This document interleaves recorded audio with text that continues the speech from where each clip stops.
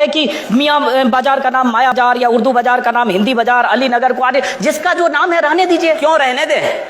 नहीं, मैं क्यों रहने दे? इसका तर्क मैं जानना चाह रहा हूँ। क्यों रहने दे? हम जानना चाह रहा हूँ इसका तर्क। कोई तर्क ये है कि यह देश पहले वह माया बाजार था, औरंगजेब के समय मियाँ बाजार हो गया। हमने कहा नहीं, इसको फिर से माया बाजार करो। इस्लामपुर नहीं था, पहले ईश्वरपुर था, इस्लामपुर जबरन कर दिया गया। हमने कहा फिर से ईश्वरपुर करो। तो ये जो हनुमानपुर था उसको हुमायूंपुर किया गया, फिर से हनुमानपुर किया गया। बहुत अच्छा, कोई बुरा नहीं किया। अगर किसी विदेशी आक्रांता के द्वारा किसी विदेशी आक्रांता के द्वारा किसी कालखंड में कुछ ऐसा कार्य किया गया है, उसको बदला जाना चाहिए। यह देश की सांस्कृतिक आजादी की लड़ाई भी है। सही बात है। तो आप ताजमहल का नाम राम महल कर सकते हैं। क्यों नहीं करेंगे?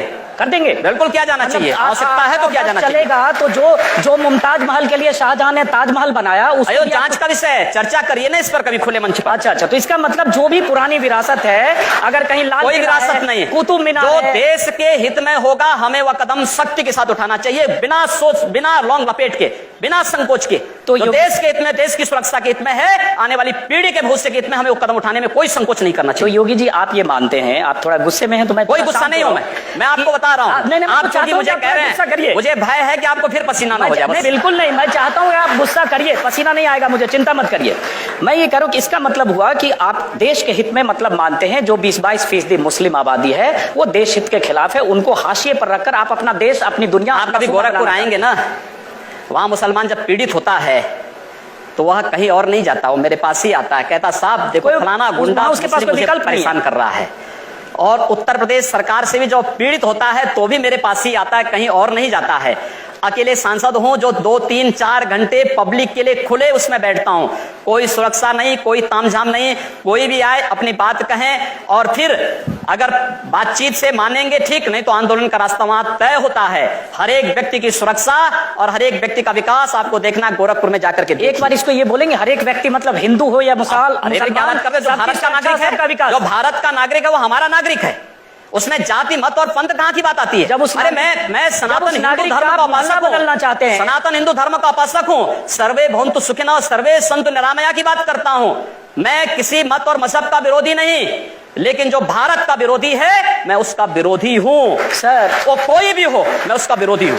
योगी जी, ठीक है, तालियां बजाइए आप लोग। योगी जी, उर्दू बाजार को हिंदी बाजार बताना या बदलवा देना, उर्दू हमारी पहचान हिंदी से है या उर्दू से? मैं आपसे पूछना चाहता हूं। आप फिर मुझसे उर्दू में ही पूछें। मेरी भाषा हिंदी है, मैं उर्दू नहीं जानता हूं। तो फिर वहां के लोग भी हिंदी जानते हैं, मैं हिंदी के नाम पर क्यों ना नाम रखें? सर सवाल तो मैं पूछ रहा हूं, जवाब आप देंगे। मैं आपकी तरह यहां आ जाऊंगा चुनाव लड़ने तो आप मुझसे पूछ लीजिएगा, आज मेरा दिन है।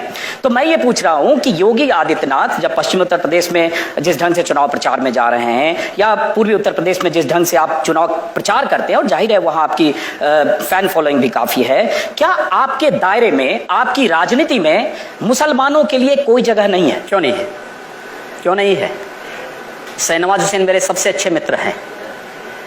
अब डॉक्टर एपीजे अब्दुल कलाम को जब माननीय अटल बिहारी वाजपेयी जी ने राष्ट्रपति के लिए खड़ा किया था, सबसे पहला सांसद था जिन्होंने समर्थन किया था। भारत का मुसलमान डॉक्टर एपीजे अब्दुल कलाम बने, शाहनवाज हुसैन जैसा बने, पहला व्यक्ति रहूंगा जो समर्थन करेगा। लेकिन अगर यहां पर कोई ओसामा बिन लादेन को और औरंगजेब जैसे दुर्दांत लोगों को अपना आइकॉन मान करके भारत के अंदर पाकिस्तान का झंडा लहराएगा, तो फिर उनके उन विषैले फनों को सख्ती के साथ कुचलने के लिए भी सबसे पहले योगी आदित्यनाथ। यकीनन अगर भारत में कोई पाकिस्तान का झंडा लहराने की घटनाएं हुई हैं, करेगा, लेकिन होना चाहिए। लेकिन ये कहकर आप पूरी आबादी को ये नहीं, पूरी आबादी की बात नहीं की भारत में पाकिस्तान का, पूरी आबादी की बात नहीं। एक बार हम सवाल लेते हैं। हाँ, आप जिन हिंदू हितों की बात कर रहे हैं, उनमें से बहुत से हिंदुओं को, जैसे मैं भी हिंदू हूँ, बहुत से हिंदुओं को लगता है कि राम मंदिर की याद आप लोगों को सिर्फ चुनाव के वक्त आती है। तो क्या आपके लिए राम मंदिर का मुद्दा सिर्फ चुनाव लड़ने का एक जरिया है, मुद्दा है, या इसके बारे में आप लोग अभी कुछ करेंगे? नहीं, हम लोग करेंगे। मैं कल ही रायपुर में राम मंदिर का उद्घाटन करके आया हूँ। भगवान राम का ननिहाल है, और भगवान राम के ननिहाल में राम मंदिर का निर्माण हो चुका है, और ज्योतिषीय जो गणना है वो ये बताती है कि भगवान राम के ननिहाल में मंदिर का निर्माण अयोध्या में राम मंदिर के निर्माण का मार्ग प्रशस्त करेगा। लेकिन योगी जी, जो उन्होंने सवाल, लेकिन तारीख नहीं बताएंगे। मंदिर भी बनेगा और समय आने पर तारीख भी बताएंगे। लेकिन योगी जी ये जो सही कहा उन्होंने सवाल पूछा कि राम मंदिर की बात चुनाव के ठीक पहले होने लगती है। जैसे ही अभी चुनाव की तारीखों का ऐलान हुआ, केशव मौर्य जो प्रदेश अध्यक्ष हैं उनकी तरफ से आ गया कि उत्तर प्रदेश में बहुमत की सरकार दो तो राम मंदिर बनाएंगे। जैसे बहुमत की सरकार मिलकर सब 2/3 विधायक जाकर वहां सीधे मंदिर बना देंगे। जब आपकी केंद्र में बहुमत की सरकार है, जब बड़े नेता बात करते हैं तो कानून तय करेगा, लेकिन जब चुनाव आता है तो आप हो या केशव मौर्य फिर राम मंदिर के तो धैर्य रखिए। मैं समझता हूं राज्य सरकार की बड़ी भूमिका है।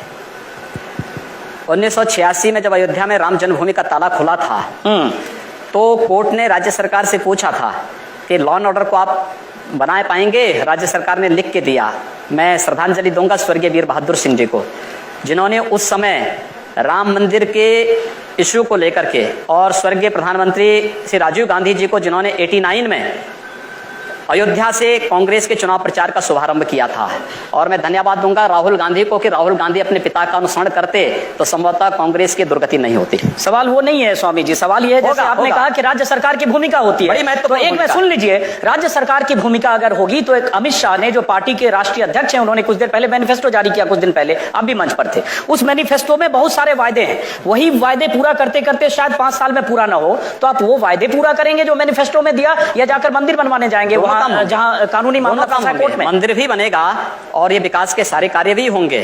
हमारा विकास कार्य जाति मत और मजहब से ऊपर उठ करके होगा, सबके लिए होगा, सबका साथ और सबके विकास की बात होगी। जब आप बोलते हैं ना योगी जी कि जात मजहब इन सब से ऊपर उठ के होगा, तो बहुत दिलचस्प लगता है, क्योंकि जब फिर आपके बयान पढ़ने लगते हैं तो लगता है जो आप बोल रहे हैं और